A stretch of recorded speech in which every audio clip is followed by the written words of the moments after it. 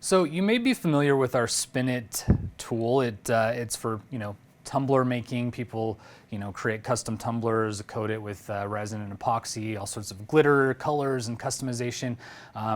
It's been a huge item for us, and people love it. But when we designed it, we actually made the attachment come off because we just thought this is such a universal tool that surely will have other applications. And lo and behold, it wasn't long after we launched it that people started creating pens, and they'd have to jimmy rig these weird contraptions together to do it. So we've created our pen Spin It attachment. So this just, again, screws on.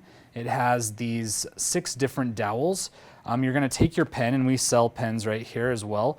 You're just gonna, take it apart, put it on the pole, and then you can decorate it however you want. So you can add whatever glitter, customization with words or decals. You're going to coat it with your resin and epoxy. And then when you're done, you'll have these really cool customized pens. So we're super excited. This will be launching towards the back half of 2022.